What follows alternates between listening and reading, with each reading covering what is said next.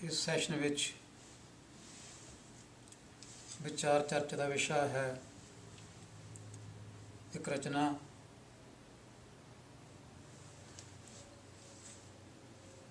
जो शुरू होंदी है दे शिवा बर मोह यह शुभ कर्मन ते कबहू ना टरो।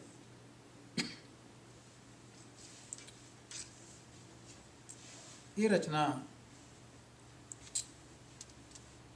एक सवैये विच है, सवैये के रूप विच है। ते सवैया चंडी चरित्र नां दी 233 छंदां वाली रचना का हिस्सा है। चंडी चरित्र विच ये सवैया नंबर 231 है। सिक्खी विरोधी ताकतां वालों सिखां नूं शिवा देवी दे पुजारी साबित करन लई ये रचना रची गई है, जो चंडी चरित्र है, जिसका ये सवैया एक भाग है।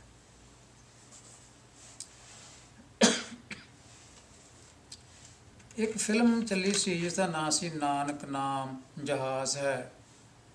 इस फिल्म विच सिख भाईचारे विच इस सवैये नूं देशवा वाले सवैये नूं सिखां दे कौमी गीत जानी नैशनल एंथम वजों उभारिया गया सी।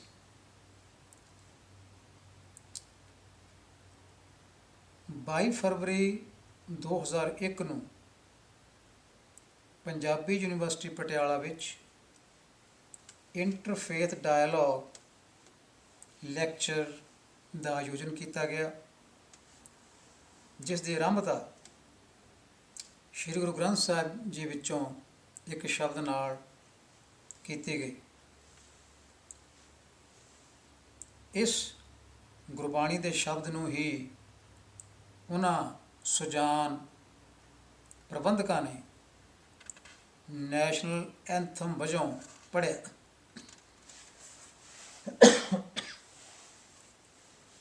ये एक बहुत वधिया अगवाई सी जिहड़ी प्रबंधकां वालों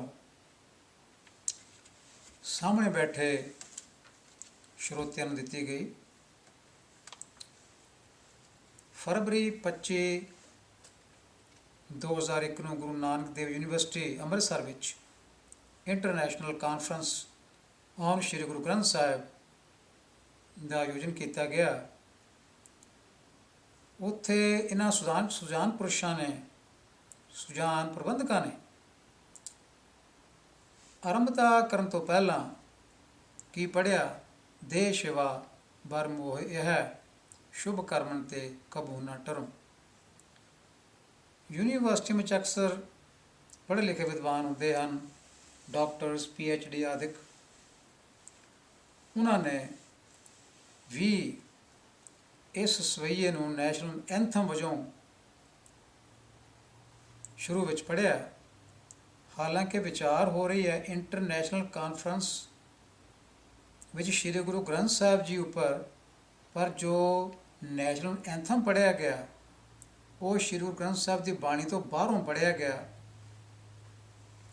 जापदा है कि वड्डे वड्डे धुरंतर विद्वानां नूं जिन्हां ने इस कॉन्फ्रेंस का आयोजन किया, उन्होंने कोई श्री गुरु ग्रंथ साहिब विचों ऐसा शब्द नहीं मिलिया जिस नूं नैशनल एंथम समझ के वो आरंभ विच पढ़ सकते। उन्होंने देशवा बर मोहे वाला जो सवैया सी श्री गुरु ग्रंथ साहिब जी दीयां रचनावां तो श्रेष्ठ जापिया। हालांकि उन्होंने विचार जिहड़ी सी विचार गोष्ठी श्री गुरु ग्रंथ साहिब जी के उपर करनी सी, बाणी उपर करनी सी। हैरानी की गल है। सो इस तरह कुछ चल रहा है सिख पंथ विच। ਇਸ ਨੂੰ ਆਪੋ ਧਾਪੀ ਕਹਿ ਸਕਦੇ ਹਾਂ। ਯੋਗ ਅਗਵਾਈ ਦੀ ਲੋੜ ਤੋਂ ਬਿਨਾਂ ਜਿੱਧਰ ਨੂੰ ਕਿਸੇ ਦਾ ਕੋਈ ਵਿਚਾਰ ਹੁੰਦਾ ਹੈ ਉਸ ਪਾਸੇ ਨੂੰ ਤੁਰ ਰਿਹਾ ਹੈ। ਬਹੁਤ ਸਾਰੀਆਂ ਸਿੱਖ ਵਿਦਿਅਕ ਸੰਸਥਾਵਾਂ ਬੜੇ ਮਾਣ ਨਾਲ ਅਣਭੋਲੇ ਹੀ ਇਸ ਰਵੱਈਏ ਨੂੰ ਨੈਸ਼ਨਲ ਐਂਥਮ ਸਮਝ ਕੇ, ਕੌਮੀ ਗੀਤ ਸਮਝ ਕੇ ਪੜ੍ਹ ਰਹੀਆਂ ਹਨ। ਇੱਥੋਂ ਤੱਕ ਕਿ ਪ੍ਰਸਿੱਧ ਸਿੱਖ ਕੀਰਤਨੀ ਜਥੇ ਵੀ ਇਸ ਰਵੱਈਏ ਦਾ ਸੰਗਤਾਂ ਵਿੱਚ ਕੀਰਤਨ ਕਰਦੇ ਨਹੀਂ ਸੰਗਦੇ।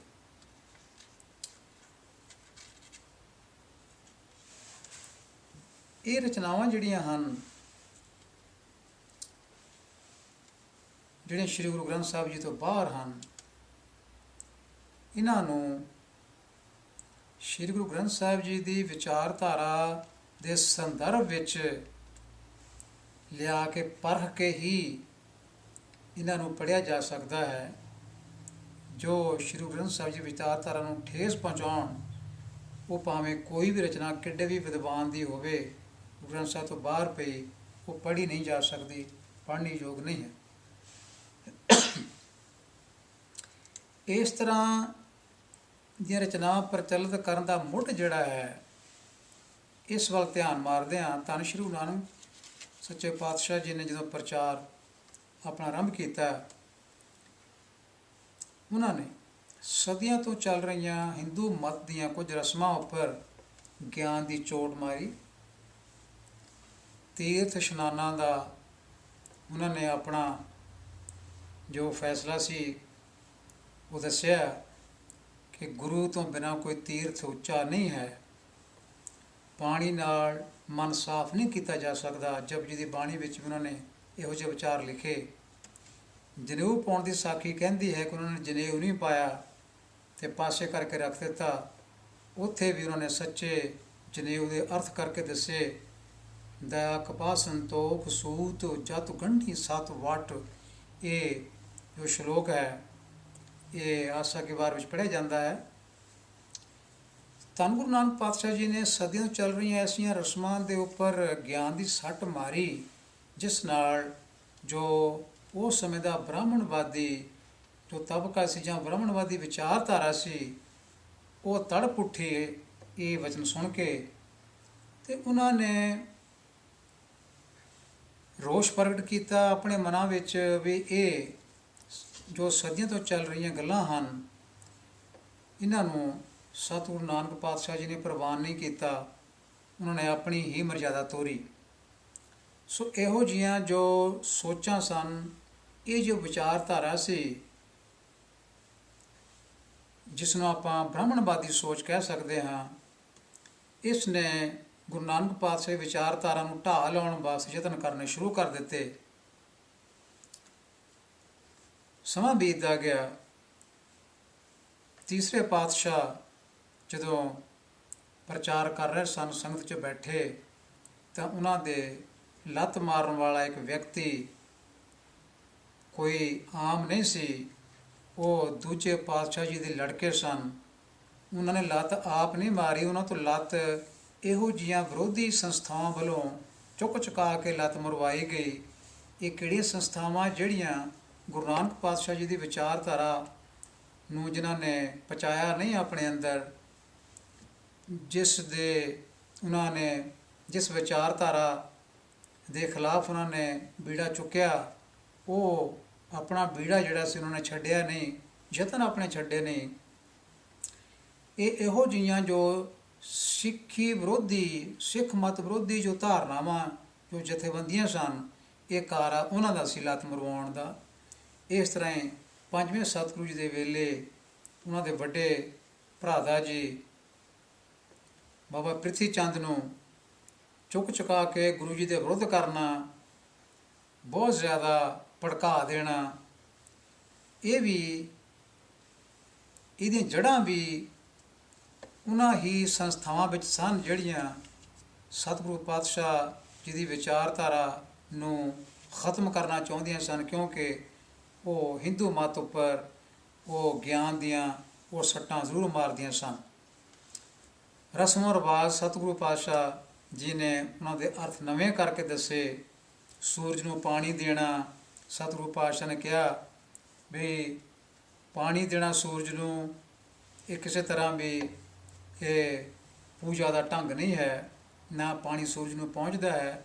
ਸੋ ਇਹੋ ਜਿਹੀਆਂ ਵਿਚਾਰਾਂ ਤੋਂ ਜੋ ਸਿੱਖ ਵਿਰੋਧੀ ਜੋ ਸੰਸਥਾਵਾਂ ਸਨ ਉਹ ਤੜਪੀਆਂ ਅਤੇ ਉਹਨਾਂ ਨੇ ਬੀੜਾ ਚੁੱਕਿਆ ਕਿ ਇਸ ਵਿਚਾਰਧਾਰਾ ਨੂੰ ਕਿਵੇਂ ਨਾ ਕਿਵੇਂ ਖਤਮ ਕੀਤਾ ਜਾਏ।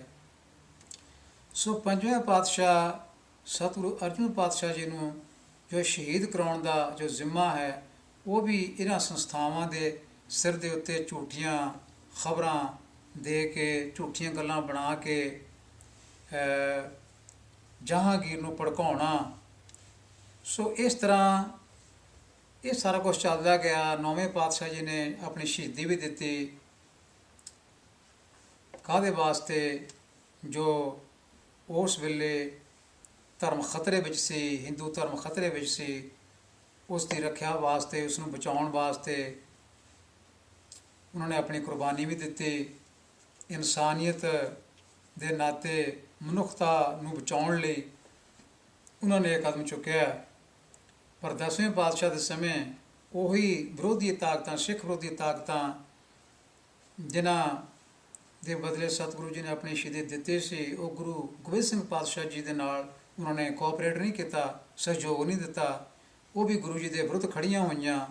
ਗੁਰੂ ਜੀ ਦੇ ਵਿਰੁੱਧ ਉਹਨਾਂ ਨੇ ਵੀ ਜੰਗ ਕੀਤੇ, ਗੁਰੂ ਜੀ ਨਾਲ ਵੀ ਲੜਾਈਆਂ ਲੜੀਆਂ ਉਹਨਾਂ ਨੇ। ਸੋ ਇਹ ਜੋ ਗੱਲ ਹੈ ਵੀ ਕਿਸੇ ਨਾ ਕਿਸ ਤਰ੍ਹਾਂ ਸਿੱਖ ਮਤ ਨੂੰ ਮਲੀਆ ਮੇਟ ਕਰਕੇ ਇਹ ਰੱਖਤਾ ਜਾਵੇ, ਕਿਸੇ ਨਾ ਕਿਸੇ ਤਰ੍ਹਾਂ ਇਸ ਨੂੰ ਖਤਮ ਕੀਤਾ ਜਾਏ ਤਾਂ ਜੋ ਹਿੰਦੂ ਮਤ ਦੀ ਵਿਚਾਰਧਾਰਾ ਹੈ, ਜੋ ਵੇਦਾਂ ਦੀ ਵਿਚਾਰਧਾਰਾ ਹੈ, ਪੁਰਾਣਾਂ ਦੀ ਵਿਚਾਰਧਾਰਾ ਹੈ, ਇਹ ਚੱਲਦੀ ਰਹੇ। ਸੋ ਇਸ ਤਰ੍ਹਾਂ ਇਹ ਜੋ ਸੋਚ ਸੀ ਸਤਿਗੁਰੂ ਸਾਹਿਬਾਨ ਦੇ ਸਮੇਂ, ਯਤਨ ਤਾਂ ਇਸ ਸੋਚ ਨੇ ਕੀਤੇ, ਪਰ ਗੁਰੂ ਸਾਹਿਬਾਨ ਇਸ ਸਮੱਸਿਆ ਨੂੰ ਸੰਭਾਲਦੇ ਗਏ, ਇਸ ਮੌਕੇ ਨੂੰ ਸੰਭਾਲਦੇ ਗਏ। ਕੋਈ ਐਸੀਆਂ ਲਿਖਤਾਂ ਹੋਂਦ ਵਿੱਚ ਨਹੀਂ ਆਈਆਂ ਜਿਹੜੀਆਂ ਸਿੱਖੀ ਨੂੰ ਕੋਈ ਨੁਕਸਾਨ ਪਹੁੰਚਾ ਸਕਦੀਆਂ ਉਸ ਸਮੇਂ ਦੌਰਾਨ, ਕਿਉਂਕਿ ਗੁਰੂ ਸਾਹਿਬਾਨ ਆਪ ਉਸ ਵੇਲੇ ਸਰੀਰਕ ਤੌਰ 'ਤੇ ਹਾਜ਼ਰ ਸਨ। ਸੋ 10ਵੇਂ ਸਤਿਗੁਰੂ ਜੀ ਤੋਂ ਬਾਅਦ ਇਹੋ ਜਿਹੀਆਂ ਰਚਨਾਵਾਂ ਨੇ ਆਪਣਾ ਫਿਰ ਸਿਰ ਚੁੱਕਣਾ ਸ਼ੁਰੂ ਕਰ ਦਿੱਤਾ। ਬਾਬਾ ਬੰਦਾ ਸਿੰਘ ਬਹਾਦਰ ਜੀ ਦੀ ਸ਼ਹਾਦਤ ਤੱਕ ਵੀ ਲੋਕ ਸਹਿਮੇ ਰਹੇ, ਉਹਨਾਂ ਨੇ ਕੋਈ ਐਸੀਆਂ ਰਚਨਾਵਾਂ ਨਹੀਂ ਕੀਤੀਆਂ। ਤਾਂ ਉਹਨਾਂ ਦੀ ਸ਼ਹੀਦੀ ਤੋਂ ਬਾਅਦ ਫਿਰ ਉਹਨਾਂ ਲੋਕਾਂ ਨੇ ਸਿਰ ਚੁੱਕਣਾ ਸ਼ੁਰੂ ਕੀਤਾ, ਉਹਨਾਂ ਸੰਸਥਾਵਾਂ ਨੇ ਜਿਹੜੀਆਂ ਸਤਿਗੁਰੂ ਨਾਨਕ ਪਾਤਸ਼ਾਹ ਜੀ ਤੋਂ ਹੀ ਸਿੱਖੀ ਵਿਚਾਰਧਾਰਾ ਦਾ ਵਿਰੋਧ ਕਰਦੀਆਂ ਆ ਰਹੀਆਂ ਸਨ। ਉਹ ਸਮਾਂ ਐਸਾ ਆਇਆ ਕਿ ਇਹਨਾਂ ਦਾ ਪ੍ਰਭਾਵ ਗੁਰਦੁਆਰਿਆਂ ਪਰ ਹੋ ਗਿਆ, ਗੁਰਦੁਆਰਿਆਂ 'ਤੇ ਇਹਨਾਂ ਦਾ ਕਬਜ਼ਾ ਹੋ ਗਿਆ, ਅਤੇ ਗੁਰਦੁਆਰਿਆਂ ਦੇ ਵਿੱਚ ਇਹਨਾਂ ਨੇ ਫਿਰ ਆਪਣੇ ਜੋ ਮਤ ਵਾਲੀਆਂ ਰਚਨਾਵਾਂ ਸਨ, ਹਿੰਦੂ ਮਤ ਵਾਲੀਆਂ, ਵੇਦਾਂ 'ਤੇ ਆਧਾਰਿਤ, ਪੁਰਾਣਾਂ 'ਤੇ ਆਧਾਰਿਤ, ਉਹਨਾਂ ਨੇ ਉਹ ਪੜ੍ਹਨੀਆਂ ਸ਼ੁਰੂ ਕੀਤੀਆਂ। ਅਤੇ ਇੱਕ ਡਾਕੂਮੈਂਟ ਹੈ ਜਿਹੜਾ ਕਿ dashamgranth.org ਦੇ ਉੱਤੇ ਉਪਲਬਧ ਹੈ, ਖਾਲਸਾ ਦੀਵਾਨ ਅੰਮ੍ਰਿਤਸਰ ਵੱਲੋਂ ਇਹ ਪਾਇਆ ਗਿਆ ਹੈ ਡਾਕੂਮੈਂਟ। ਉਹਨਾਂ ਦੇ ਡਾਕੂਮੈਂਟ ਨੂੰ ਪੜ੍ਹ ਕੇ ਪਤਾ ਲੱਗਦਾ ਹੈ ਕਿ ਇਹ ਜੋ ਰਚਨਾਵਾਂ ਸਿੱਖ ਵਿਰੋਧੀ ਰਚਨਾਵਾਂ ਸਨ, ਉਹਨਾਂ ਨੇ ਗੁਰਦੁਆਰਿਆਂ ਵਿੱਚ ਲਿਆਂਦੀਆਂ ਅਤੇ ਗੁਰਦੁਆਰਿਆਂ ਵਿੱਚ ਪੜ੍ਹਨੀਆਂ ਸ਼ੁਰੂ ਕਰ ਦਿੱਤੀਆਂ। ਸੋ ਇਹ ਇਸ ਤਰ੍ਹਾਂ ਹੈ, ਇਸ ਡਾਕੂਮੈਂਟ 'ਚੋਂ ਇੱਕ ਪੈਰਾ, ਜੇ ਇਹ ਬਾਣੀ ਸ਼੍ਰੀ ਮੁਖਵਾਕ ਨਾ ਹੁੰਦੀ, ਇੱਥੇ ਖਾਲਸਾ ਦੀਵਾਨ ਜੋ ਹੈ ਇਹ ਗੱਲ ਕਰ ਰਹੇ ਹਨ ਬਚਿੱਤਰ ਨਾਟਕ ਆਦਿਕ ਜੋ ਰਚਨਾਵਾਂ ਹਨ, ਜਿਨ੍ਹਾਂ ਨੂੰ ਅੱਜ ਕੱਲ੍ਹ 1895 ਦੇ ਕਰੀਬ ਦਸ਼ਮਗ੍ਰੰਥ ਨਾਂ ਦੇ ਸਿਰਲੇਖ ਹੇਠ ਇੱਕ ਥਾਂ ਇਕੱਠਾ ਕੀਤਾ ਗਿਆ ਹੈ। ਪਹਿਲਾਂ ਇਸ ਤਰ੍ਹਾਂ ਦਾ ਕੋਈ ਨਾਂ ਨਹੀਂ ਸੀ। ਸੋ ਉਸ ਬਾਰੇ ਇਹ ਖਾਲਸਾ ਦੀਵਾਨ ਇਹ ਮੇਰੋਂ ਗੱਲ ਕੀਤੀ ਜਾ ਰਹੀ ਹੈ। ਸੋ ਕਹਿੰਦੇ ਹਨ ਕਿ ਜੇ ਇਹ ਬਾਣੀ ਸ਼੍ਰੀ ਮੁਖਵਾਕ ਨਾ ਹੁੰਦੀ, ਭਾਵ ਗੁਰੂ ਗੋਬਿੰਦ ਸਿੰਘ ਪਾਤਸ਼ਾਹ ਦੀ ਨਾ ਹੁੰਦੀ, ਤਾਂ 10 ਸਵਈਏ ਸ਼ਰਾਬ ਸ਼ੁੱਧ ਸਮੂਹ ਆਦਿ ਸਵਈਏ ਅਰ ਚੌਪਈ ਹਮਰੀ ਕਰੋ ਹਾਥ ਦੇ ਰੱਛਾ ਆਦਿ ਬਾਣੀ ਦਾ ਪਾਠ ਅੰਮ੍ਰਿਤ ਛਕਾਉਣ ਸਮੇਂ ਔਰ ਰਾਮਾ ਅਵਤਾਰ ਦਾ ਪਾਠ ਦੁਸ਼ਹਿਰੇ ਦੇ ਦਿਨ और चंडी चरित्रों के पाठ नवरात्रियां में तख्तां पर और कृष्णावतार के सवैये होले महल्ले विखे हरिमंदिर श्री दरबार साहिब ਅੰਮ੍ਰਿਤਸਰ जी के अंदर क्यों पढ़े जाते। ये प्राचीन समय दियां प्रचलित रीतां तो प्रगट होता है कि ये श्री मुखवाक है। सो खालसा दीवान ने वकालत की इस गल की कि ये जो रचनावां जिवें देशवा बर मोहे चंडी चरित्र है, होर रचनावां हैं, फिर कृष्णावतार है। सो ये कहते हैं कि श्री हरमंदिर साहब विच भी कृष्णावतार दे जो सवैये आ होले महल्ले वेले ये अंदर पढ़े जाते सन। कौन पढ़ता सी? जदों ये जो संस्थान सन साडे धार्मिक जो साडे स्थान सन, ये जदों हिंदू मत वाले महानतां दे कब्जे हेठ सन, ये उदों दीयां गल्लां हन। उन्हां ने ये गल्लां प्रचलित कीतियां ते उत्थों ये खालसा दीवान ने नोट लिया भी क्योंकि ये हरमंदिर साहब 'च पढ़े जाते सन, इस करके श्री मुखवाक बाणी है। सिर्फ इन्हां दा पढ़े जाना ही किसी स्थान ते मुखवाक बाणी साबित नहीं करता कि मुखवाक बाणी है। जे ये वाकई श्री मुखवाक बाणी हुंदी तां अज भी ये श्री हरमंदिर साहब ये होले महल्ले ते ये कृष्णावतार सवैये पढ़े जाते ते नवरात्रियां से तख्तां उपर चंडी चरित्र के पाठ किए जाते, अजकल नहीं हो रहे।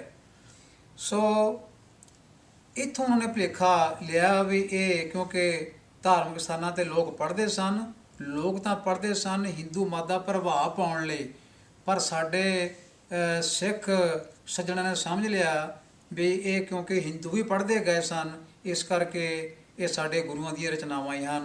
जिहड़ा एक वड्डा भुलेखा उन्होंने लग्या है। सो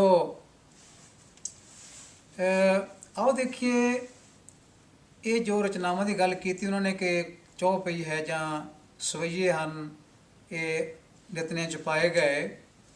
इस बारे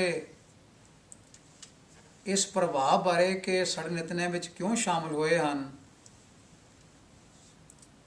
ये बारे बेनती यह है कि 1931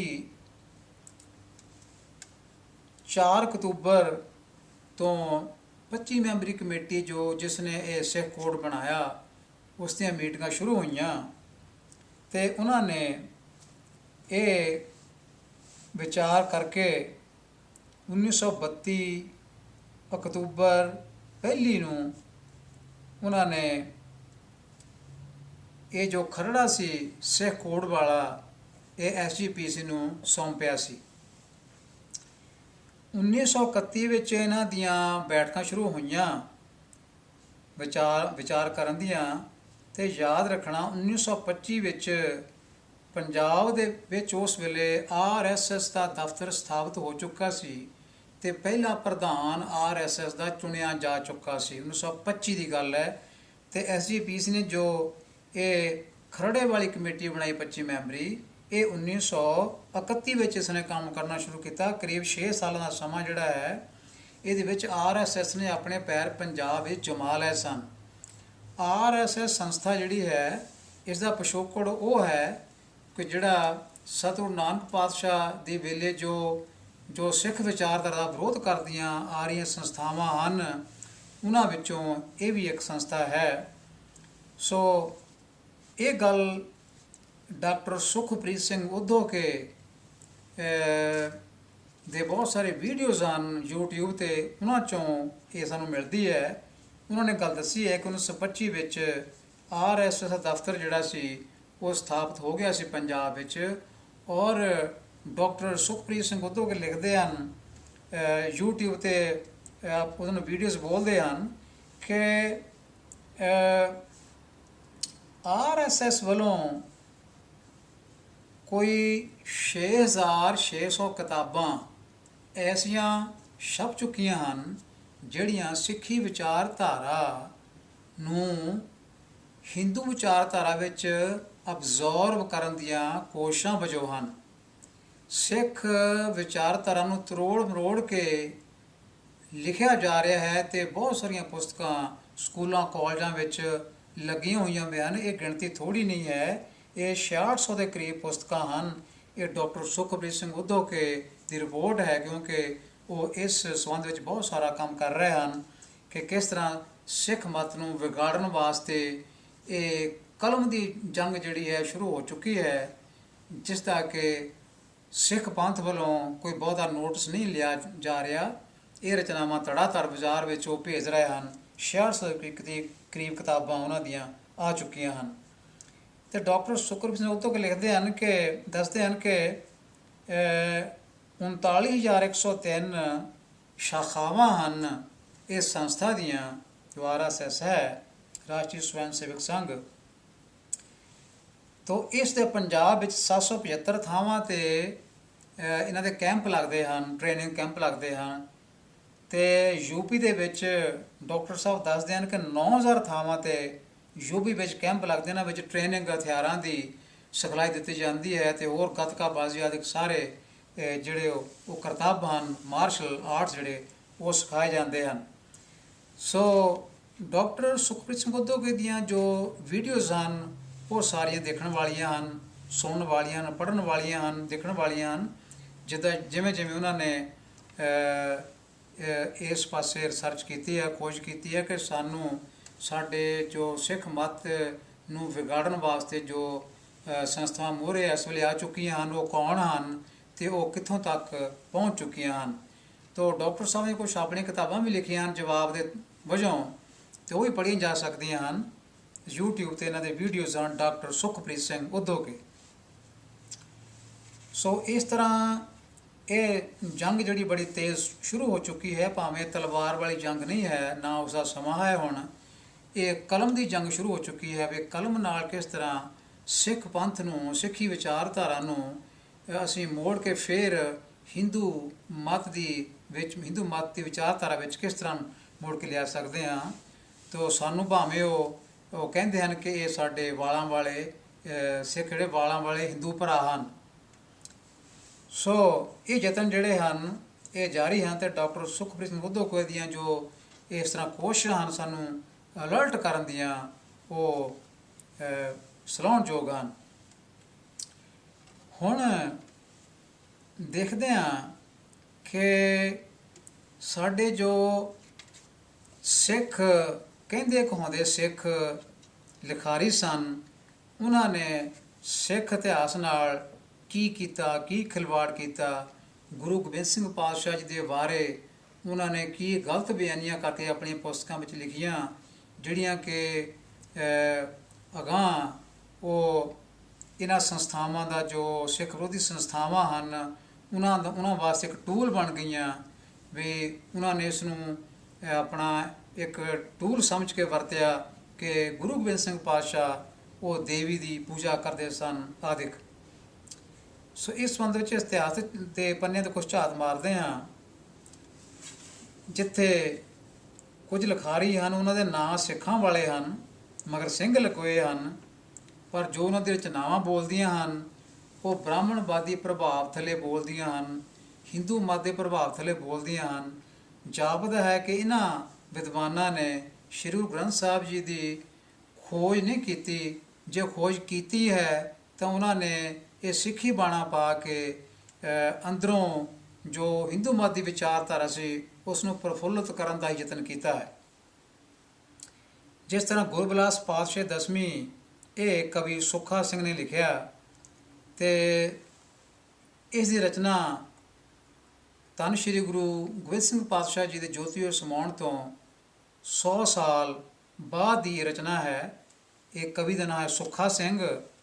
ਨਾਂ ਦਾ ਸਿੱਖਾਂ ਵਾਲਾ ਰੱਖਿਆ ਹੈ, ਸਰਦਾਰਾਂ ਵਾਲਾ ਸਿੰਘ ਰੱਖਿਆ ਹੈ, ਪਰ ਇਸ ਨੇ ਸਭ ਤੋਂ ਪਹਿਲਾਂ ਇਹ ਲਿਖਿਆ ਕਿ ਗੁਰੂ ਗੋਬਿੰਦ ਸਿੰਘ ਪਾਤਸ਼ਾਹ ਜੀ ਨੇ ਦੁਰਗਾ ਦੇਵੀ ਨੂੰ ਪੂਜਿਆ, ਦੁਰਗਾ ਦੇਵੀ ਦੀ ਪੂਜਾ ਕੀਤੀ, ਆਰਾਧਨਾ ਕੀਤੀ। ਲੰਬੀ ਚੌੜੀ ਜੋ ਕਹਾਣੀ ਹੈ ਉਹ ਇਸ ਨੇ ਆਪਣੇ ਗੁਰਬਿਲਾਸ ਵਿੱਚ ਲਿਖ ਦਿੱਤੀ।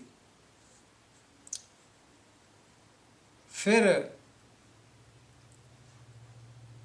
ਇਸ ਨੇ ਲਿਖਿਆ ਕਿ ਜਦੋਂ ਖਾਲਸਾ ਸਾਜਣਾ ਸੀ ਉਸ ਤੋਂ ਪਹਿਲਾਂ ਗੁਰੂ ਜੀ ਨੇ ਦੇਵੀ ਪ੍ਰਗਟ ਕਰਕੇ ਉਸ ਤੋਂ ਆਸ਼ੀਰਵਾਦ ਲਿਆ। ਇਹ ਸਾਡੇ ਸਿੱਖ ਕਵੀ ਨਾਮ ਧਰੀ ਕਹਿ ਸਕ ਨਾਮ ਧਰ ਕੇ ਸਿੱਖ ਕਵੀ ਸੁੱਖਾ ਸਿੰਘ ਨੇ ਗੁਰੂ ਬਿਲਾਸ ਪਾਤਸ਼ਾਹ ਦਸਵੀਂ ਵਿੱਚ ਇਹ ਸਾਨੂੰ ਲਿਖ ਕੇ ਪਰੋਸ ਕੇ ਥਾਲੀ ਵਿੱਚ ਰੱਖ ਦਿੱਤਾ ਵੀ ਗੁਰੂ ਗੋਬਿੰਦ ਸਿੰਘ ਜੀ ਦੁਰਗਾ ਦੀ ਪੂਜਾ ਕੀਤੀ ਸੀ। ਤੋ ਸਿੱਖਾਂ ਨੇ ਇਸ ਨੂੰ ਇਸ ਤਰ੍ਹਾਂ ਹੂਬਹੂ ਮੰਨਣਾ ਸ਼ੁਰੂ ਕਰ ਦਿੱਤਾ ਵੀ ਇਹ ਸਿੱਖ ਲਿਖ ਰਿਹਾ ਹੈ। ਸੋ ਉਹਨਾਂ ਨੇ ਵੀ ਸੋਚਿਆ ਵੀ ਵਾਕਈ ਇਹ ਠੀਕ ਹੈ, ਅਤੇ ਗੁਰਦੁਆਰਿਆਂ ਵਿੱਚ ਵੀ ਰਚਨਾਵਾਂ ਚਾਲੂ ਕਰ ਦਿੱਤੀਆਂ ਗਈਆਂ। ਇਹ ਸਾਲ ਵਿੱਚ ਤੁਹਾਡੇ ਸਿੱਖਾਂ ਨੇ ਇਹ ਗੱਲਾਂ ਲਿਖੀਆਂ ਹਨ, ਕਵੀਆਂ ਨੇ ਲਿਖੀਆਂ ਹਨ। ਸੋ ਇਹ ਹੈ ਸੁੱਖਾ ਸਿੰਘ ਦੀ ਗੱਲ। ਹੁਣ ਕਰਦੇ ਹਾਂ ਭਾਈ ਸੰਤੋਖ ਸਿੰਘ ਦੀ ਗੱਲ। ਇਹ ਮਹਾਨ ਕਵੀ ਹੋਏ ਹਨ ਜਿਨ੍ਹਾਂ ਨੇ ਗੁਰਪ੍ਰਤਾਪ ਸੂਰਜ ਪ੍ਰਕਾਸ਼ ਗ੍ਰੰਥ ਲਿਖਿਆ ਹੈ। ਇਸ ਵਿੱਚ ਵੀ ਇਹਨਾਂ ਨੇ ਗੁਰੂ ਗੋਬਿੰਦ ਸਿੰਘ ਪਾਤਸ਼ਾਹ ਜੀ ਦੇ ਵੱਲੋਂ ਦੁਰਗਾ ਪੂਜਾ ਦੀ ਕਹਾਣੀ ਲਿਖਣ ਲਈ ਬਹੁਤ ਸਾਰੇ ਚੈਪਟਰ ਆਪਣੇ ਇਸ ਗ੍ਰੰਥ ਦੇ ਸਮਝੋ ਅੱਗ ਦੀ ਭੇਂਟ ਚੜ੍ਹਾ ਦਿੱਤੇ, ਕਹਿ ਸਕਦੇ ਹਾਂ। ਲਿਖ ਕੇ ਬਹੁਤ ਸਾਰੇ ਚੈਪਟਰ ਇਹਨੇ ਲਿਖੇ ਹਨ ਕਵੀ ਸੰਤੋਖ ਸਿੰਘ ਨੇ। ਸੋ ਏਡਾ ਵੱਡਾ ਗ੍ਰੰਥ ਲਿਖਣ ਵਾਲਾ ਕਵੀ ਇਸ ਨੂੰ ਇਹ ਸਮਝ ਨਾ ਆਈ ਕਿ ਦੁਰਗਾ ਪੂਜਾ ਦਾ ਸੰਬੰਧ, ਦੇਵੀ ਪੂਜਾ ਦਾ ਸੰਬੰਧ ਸਿੱਖੀ ਵਿਚਾਰਧਾਰਾ ਨਹੀਂ ਹੈ। ਇਹਨਾਂ ਨੂੰ ਇਹ ਨਾ ਪਤਾ ਲੱਗਾ ਵੀ ਸ਼੍ਰੀ ਗੁਰੂ ਗ੍ਰੰਥ ਸਾਹਿਬ ਦੀ ਬਾਣੀ ਕੀ ਕਹਿ ਰਹੀ ਹੈ ਦੇਵੀ ਪੂਜਾ ਬਾਰੇ। ਸੋ ਇਹਨਾਂ ਨੇ ਵੀ ਕਵੀ ਸੰਤੋਖ ਸਿੰਘ ਨੇ ਗੁਰੂ ਗੋਬਿੰਦ ਸਿੰਘ ਪਾਤਸ਼ਾਹ ਪਾਸੋਂ ਦੁਰਗਾ ਦੀ ਪੂਜਾ ਕਰਾਈ ਅਤੇ ਦੁਰਗਾ ਤੋਂ ਆਸ਼ੀਰਵਾਦ ਲੈਣ ਵਾਸਤੇ, ਖਾਲਸਾ ਸਾਜਣ ਵਾਸਤੇ ਆਸ਼ੀਰਵਾਦ ਲੈਣ ਲਈ ਦੁਰਗਾ ਦੀ ਪੂਜਾ ਕਰਾਈ। ਤੀਜੇ ਨੰਬਰ 'ਤੇ ਉਹਨਾਂ ਨੇ ਬਾਬਾ ਸੁਮੇਰ ਸਿੰਘ, ਨਾਂ ਬਿਲਕੁਲ ਸਿੱਖਾਂ ਵਾਲਾ ਹੈ। ਕਵੀ ਸੰਤੋਖ ਸਿੰਘ ਦਾ ਨਾਂ ਵੀ ਸਿੱਖਾਂ ਵਾਲਾ ਹੈ, ਪਰ ਲਿਖਿਆ ਉਹਨਾਂ ਨੇ ਕੀ ਹੈ ਆਪ ਦੇ ਸਾਹਮਣੇ। ਬਾਬਾ ਸੁਮੇਰ ਸਿੰਘ ਨੇ ਗੁਰਬਿਲਾਸ ਪਾਤਸ਼ਾਹ ਦਸਵੀਂ ਵਿੱਚ ਲਿਖਿਆ ਅਤੇ ਉਹਨਾਂ ਨੇ ਵੀ ਦੇਵੀ ਪੂਜਾ ਦੀ ਕਹਾਣੀ ਆਪਣੇ ਗ੍ਰੰਥ ਵਿੱਚ ਲਿਖ ਦਿੱਤੀ। ਅੱਗੇ ਗੱਲ ਕਰਦੇ ਹਾਂ ਗਿਆਨੀ ਗਿਆਨ ਸਿੰਘ ਜੀ, ਜਿਨ੍ਹਾਂ ਨੇ ਪੰਥ ਪ੍ਰਕਾਸ਼ ਲਿਖਿਆ ਅਤੇ ਉਹਨਾਂ ਨੇ ਵੀ ਇਹਦੇ ਵਿੱਚ ਆਪਣੇ ਗ੍ਰੰਥ ਵਿੱਚ ਦੁਰਗਾ ਪੂਜਾ ਦੀ ਕਹਾਣੀ ਬੜੇ ਵਿਸਥਾਰ ਨਾਲ ਲਿਖੀ ਹੈ। ਇਹਦਾ ਅਸੀਂ ਕਵਿਤਾ ਰੂਪ ਵਿੱਚ ਸਾਡੇ ਕੋਲ ਨਾਮ ਧਰੀਕ ਜੋ ਸਿੱਖ ਕਵੀ ਸਨ, ਉਹਨਾਂ ਨੇ ਗੁਰੂ ਗੋਬਿੰਦ ਸਿੰਘ ਪਾਤਸ਼ਾਹ ਕੋਲੋਂ ਦੁਰਗਾ ਪੂਜਾ ਕਰਾਈ। ਹੁਣ ਵਾਰਤਕ ਦੀ ਗੱਲ ਕਰਦੇ ਹਾਂ। ਵਾਰਤਕ ਵਿੱਚ ਵੀ ਇਸ ਦਾ ਜ਼ਿਕਰ ਹੈ। ਗਿਆਨੀ ਗਿਆਨ ਸਿੰਘ ਤਵਾਰੀਖ ਖਾਲਸਾ ਵਿੱਚ ਉਹਨਾਂ ਨੇ ਇਹ ਗੱਲ ਲਿਖੀ। ਮੈਕਾਲਫ ਨੇ ਸਿੱਖ ਰਿਲੀਜਨ ਨਾਂ ਦੀ ਪੁਸਤਕ ਵਿੱਚ ਵੀ ਗੁਰੂ ਗੋਬਿੰਦ ਸਿੰਘ ਜੀ ਪਾਤਸ਼ਾਹ ਪਾਸੋਂ ਇਹ ਦੁਰਗਾ ਦੀ ਪੂਜਾ ਦਾ ਜਿਹੜਾ ਪ੍ਰਸੰਗ ਸੀ ਉਹ ਵੀ ਲਿਖ ਮਾਰਿਆ। ਹੁਣ ਗੱਲ ਕਰਦੇ ਹਾਂ ਕਿ ਇਹ ਜੋ ਕਹਾਣੀਆਂ ਦੁਰਗਾ ਪੂਜਾ ਦੀਆਂ ਇਹ ਲਿਖੀਆਂ ਹਨ, ਇਹ ਪੁਰਾਣੇ ਸਾਡੇ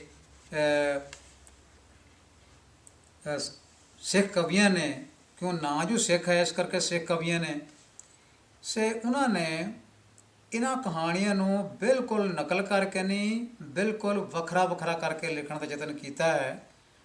ਹਵਨ ਕਰਨ ਵਾਲੇ ਬ੍ਰਾਹਮਣ ਦਾ ਨਾਂ ਵੱਖ-ਵੱਖ ਲਿਖਿਆ, ਹਵਨ ਦਾ ਸਮਾਂ ਕਿੰਨਾ ਲੱਗਾ ਇਹ ਵੀ ਵੱਖ-ਵੱਖ ਲਿਖਿਆ, ਹਵਨ ਕਰਨ ਦਾ ਜੋ ਮਨੋਰਥ ਸੀ ਵੀ ਕਿਉਂ ਕੀਤਾ ਗਿਆ ਇਹ ਵੀ ਵੱਖ-ਵੱਖ ਲਿਖਿਆ।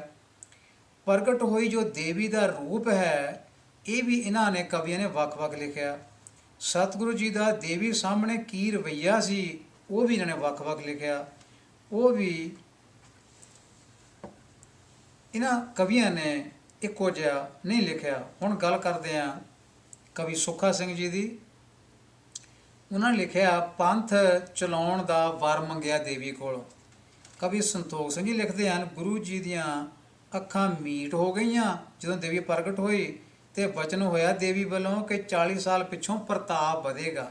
ਇਹ ਕਵੀ ਸੰਤੋਖ ਸਿੰਘ ਜੀ ਦੀ ਜੋ ਰਚਨਾ ਹੈ ਗੁਰਪ੍ਰਤਾਪ ਸੂਰਜ ਉਹ ਬੋਲ ਰਹੀ ਹੈ। ਬਾਬਾ ਸੁਮੇਰ ਸਿੰਘ ਜੀ ਇਹ ਲਿਖਦੇ ਹਨ, ਗੁਰੂ ਜੀ ਨੇ ਦੇਵੀ ਦੇ ਕਹਿਣ 'ਤੇ ਦੇਵੀ ਜੀ ਦੀ ਉਸਤਤੀ ਵਿੱਚ ਦੇਵੀ ਜੀ ਨੂੰ ਛੰਦ ਸੁਣਾਏ। ਦੇਵੀ ਨੇ ਪ੍ਰਗਟ ਹੋਏ ਕਿਹਾ ਮੈਨੂੰ ਛੰਦ ਸੁਣਾਓ ਅਤੇ ਗੁਰੂ ਜੀ ਨੇ ਦੇਵੀ ਦੀ ਵਡਿਆਈ ਕਰਦਿਆਂ ਉਹਨਾਂ ਨੂੰ ਛੰਦ ਸੁਣਾਏ। ਇਹ ਲਿਖਦਾ ਹੈ ਕਵੀ ਸੁਮੇਰ ਸਿੰਘ ਜੀ। ਹੁਣ ਗਿਆਨੀ ਗਿਆਨ ਸਿੰਘ ਦੀ ਗੱਲ ਕਰਦੇ ਹਾਂ। ਉਹਨਾਂ ਨੇ ਲਿਖਿਆ ਵੀ ਪ੍ਰਗਟ ਹੋਣ 'ਤੇ ਜਦੋਂ ਦੇਵੀ ਪ੍ਰਗਟ ਹੋ ਗਈ ਤਾਂ ਗੁਰੂ ਜੀ ਆਪ ਹੀ ਦੇਵੀ ਦੇ ਸਾਹਮਣੇ ਦੇਵੀ ਦੀ ਸਿਫਤ ਕਰਦਿਆਂ ਛੰਦ ਸੁਣਾਉਣ ਲੱਗ ਪਏ, ਬਿਨਾਂ ਦੇਵੀ ਦੇ ਕਹਿਣ ਤੋਂ ਆਪ ਹੀ ਲੱਗ ਪਏ। ਇਹ ਗਿਆਨੀ ਗਿਆਨ ਸਿੰਘ ਜੀ ਲਿਖਦੇ ਹਨ। ਹੁਣ ਆਓ ਦੇਖਦੇ ਹਾਂ ਦੇਵੀ ਨੇ ਕਿਹੜੀ ਕਿਹੜੀ ਕੀ ਭੇਟਾ ਮੰਗੀ, ਤੇ ਇਹ ਕਵੀ ਜਿਹੜੇ ਹਨ ਵੱਖ-ਵੱਖ ਕੀ ਲਿਖ ਰਹੇ ਹਨ। ਕਵੀ ਸੁੱਖਾ ਸਿੰਘ ਜੀ ਲਿਖ ਰਹੇ ਹਨ, ਸਾਹਿਬਜ਼ਾਦੇ ਮੰਗੇ ਬਲੀ ਦੇਣ ਵਾਸਤੇ, ਵੀ ਸਾਹਿਬਜ਼ਾਦੇ ਲਿਆਓ, ਉਹਨਾਂ ਦੀ ਬਲੀ ਦੇਣੀ ਹੈ।